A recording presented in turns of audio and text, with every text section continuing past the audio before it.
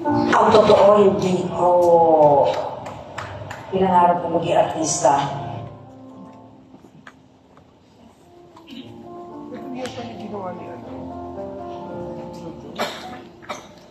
Nora Honor, ipinanganak sa pangalang Nora Cabaltera Villamayor, premyadong artista sa pelikula, mang-aawit, producer thespian, naging kinatawan ng The Pinoy Dream.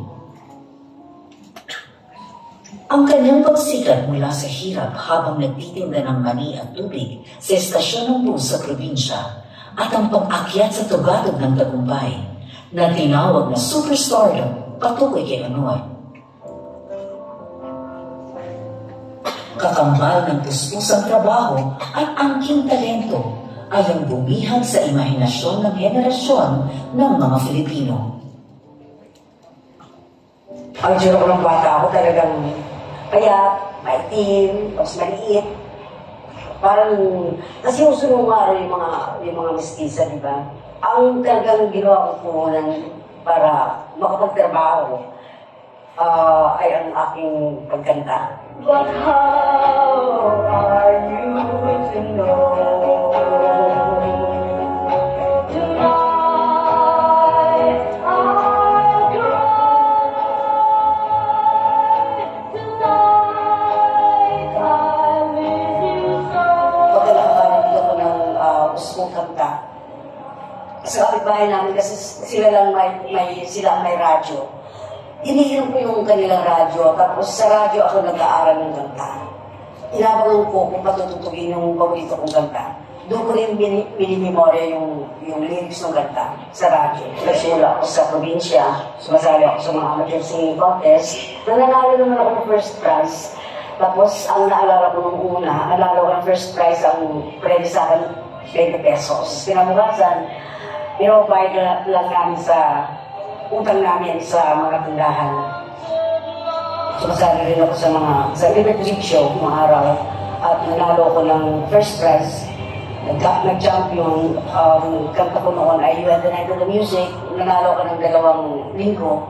Pangatlong linggo, talo na ako kasi wala mo na ko ibang kanta ko ni You Had the Night of the Music. Yun at yun ang ginakanta ko.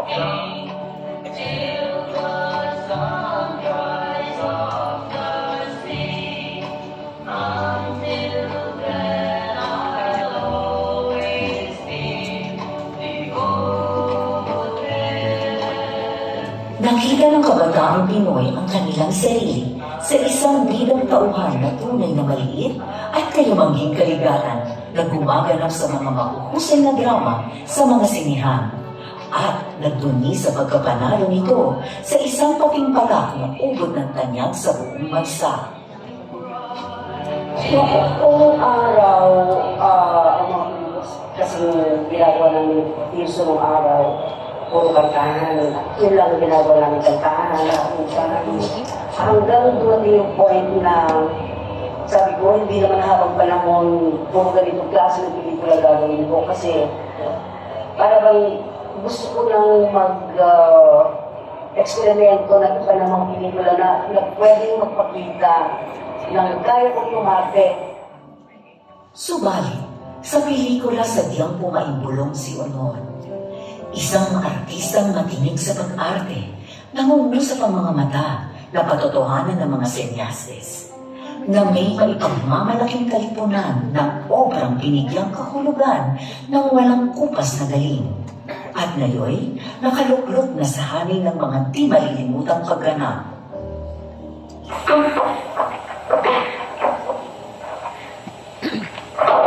Nagbenta ko yung bahay ko para gumawa lang ng 3 taong walang Diyos. Yun ang unang-unang ginawa kong pelikula, Primus ng NB Productions. Talagang pinagdanuhan namin yun ang panahon ni Boyer. Nagseryoso na kami gumawa ng pelikula. At sa akin lang, sa puso mo lang yung pag-aakre. May kasama ka ng direkto, nag-eksena mo kung nag-eksena ka. Ano yun pagka sa puso mo yung ginagawa mong pag-arte at nakatingin ka sa eksena mo, mararamdaman mo yung eksena mo, dapat alihin mo yun sagutin mo yun ng aayon doon sa ka-eksena mo rin. Na hindi ka kinakailangan na magnakaw ng eksena. Mas maganda kasi yung nagsasabing kayo ng nagpapayagan nga ng pag-aarte, kailangan magtugma yung ginagawa mo at saka ng kaisip mo. Sinasalamin ng mga papel na ito ang iba't ibang sensibilidad ng isang Filipina habang umaangkop sa panahong kontemporanyo. Sa halos 200 pelikulang kanyang kinatampukan, nanamlay si Honor. Subalit, muling sumigla bilang isang atubiling espiritista sa isang bayan na nawalan ng pag-asa. Himala, 1982. Walang himala! Ang himala ay nasa puso ng tao! Nasa puso natin lahat! Tayo ang gumagawa ng himala! Tayo ang gumagawa ng mga sumpa ng mga Diyos! Hindi totoong sumbis ako dahil sa himala. Hindi totoong nagpakita sa akin ng mahal sa Birhen. Walang himala! Hindi totoong may himala! Tayo ang gumagawa ng himala! Tayo ang gumagawa ng mga sumpa sa mga Diyos! Kiling Tagahanga, Bona, 1980. Isang dalagang igorot sa gitna ng mga nagtidigmaang tribo.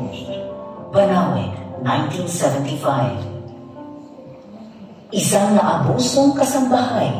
Achay, 1978. Isang babaeng ibibitay. The Floor Contemplation Story, 1995. Isang lesbian na humaling sa pag-ibig.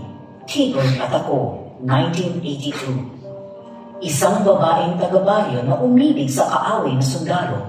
3 taong walang Diyos, 1976. Isang babaeng tumutuligsa sa paniniilan ng Estados Unidos. Minsay isang gamo-gamo, 1976. My brother's not a pig. Isang nangungulilang OFW nurse. America, 1984. Isang pinagtaksilang asawa ng pintor.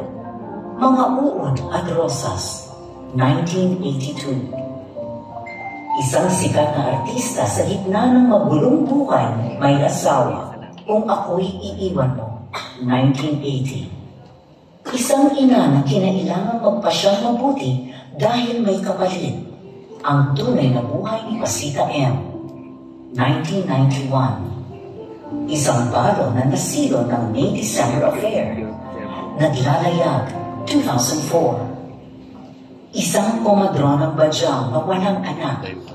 Thy Wound, 2012. Iba pa. Puno ng mga plaque at tropeyo ang estante ni Honor na iginawad sa kanya ng mga samahang gaya ng FAMAS, Urian, Film Academy of the Philippines, Star Awards,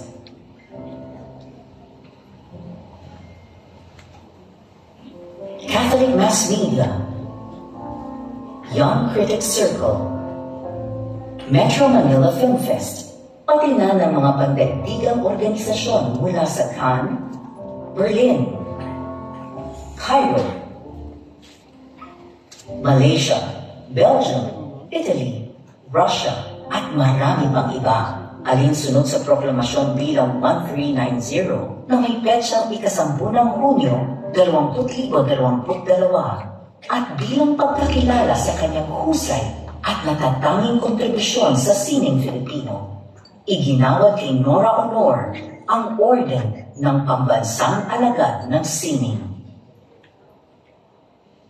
Ano yung gusto mong maalala? Kami sa Nora. Kung sino ako, kung ano yung pagkakakilala nila sa akin, isang mga awit ng probinsya na nakipagsakan na ng iba,